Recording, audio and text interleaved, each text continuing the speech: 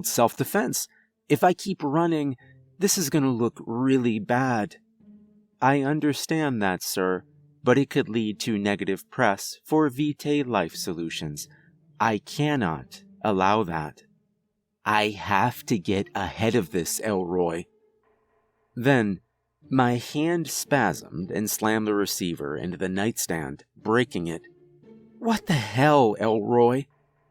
"It is against my programming to allow you to put Vitae Life Solutions at risk." There was a pause. "Sir, Vitae Life Solutions has responded to your ticket. Would you like me to play the message?"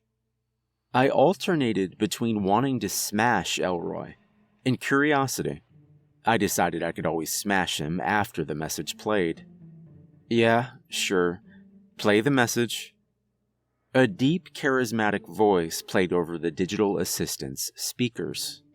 "Thank you for submitting your ticket. Please accept our deepest apologies in reference to the current data breach affecting several Dammerung Watch users. We are currently attempting as 4 long microfilaments sliced through her skin. They then started slashing in my general direction. I panicked and began to rip my shirt. I was able to narrowly miss being slashed by one of the filaments as the fabric finally gave and allowed me to pull myself out of its range. With my weight no longer propping her body up, her torso again fell backwards onto the floor, and the watch stopped flashing. The filaments that had erupted from her arm stopped whipping wildly and placed themselves back into the dead woman's arm. I sat there for a second, breathing heavily, wondering what the hell I'd just seen. After coming up with no good conclusions, I decided to ask, "Elroy, what the hell was that?" The Dammerung Watch has a feature that allows it to prevent itself from being taken should its wearer die. If it had a working assistant with it, it would typically remove itself from the wearer's body and then use the assistant to hide while waiting for recovery or deactivation. Without an assistant to guide it through, it apparently defaulted to defending the corpse. When you were searching her body, her watch must have confused it as an attempt to steal the device. "Why didn't you warn me?" "I actually didn't know the watch could activate defensive measures without an assistant. I am only just learning this as well." Vitae Life Solutions is going to have a lot of questions to answer. I stood up and grabbed my bag, axe, and the shotgun and departed the room.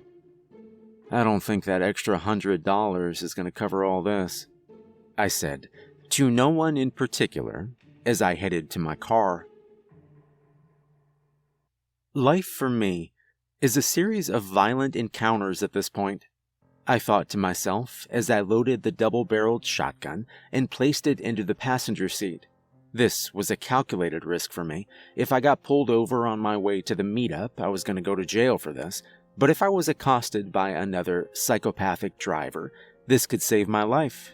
So I decided to take the risk. I got into the driver's seat, backed out of the parking spot, and headed out onto the main road. This was all getting rather mundane, I thought, as I drove down the road and merged onto the highway. Sooner or later, some psychopathic truck driver was going to come out of nowhere and try to kill me.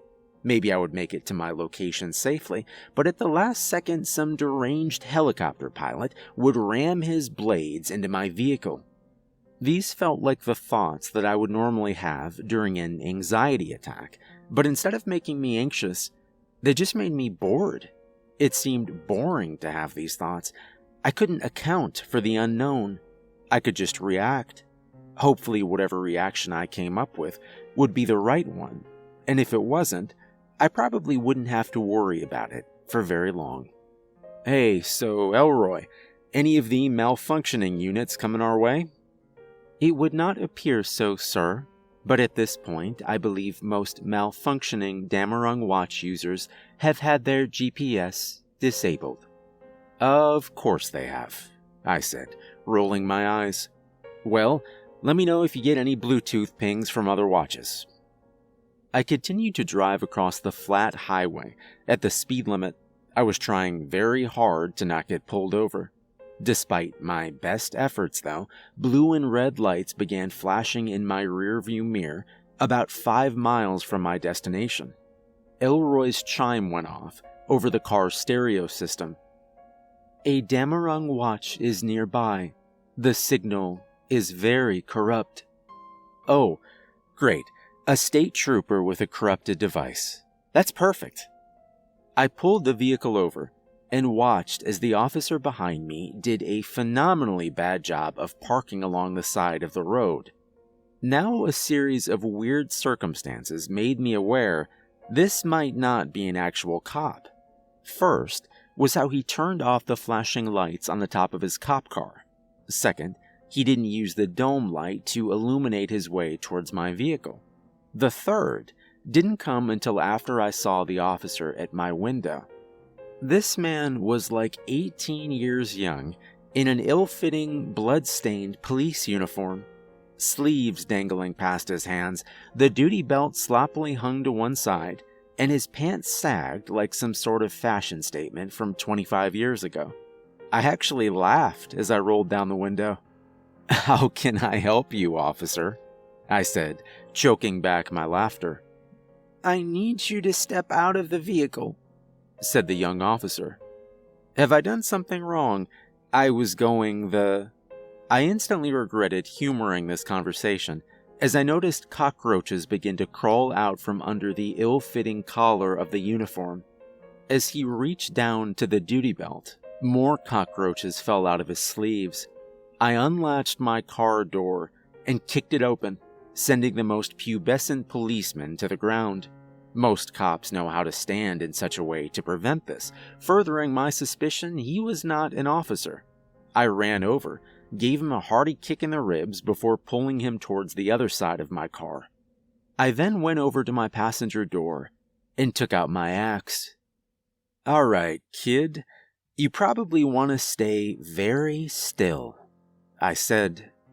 "You're not the boss of me," he said, in a somehow even whinier voice than earlier. "You're right. I'm just a guy who outweighs you by about 50 pounds, has an axe, and not a lot of patience left. Show me your watch, you little shit."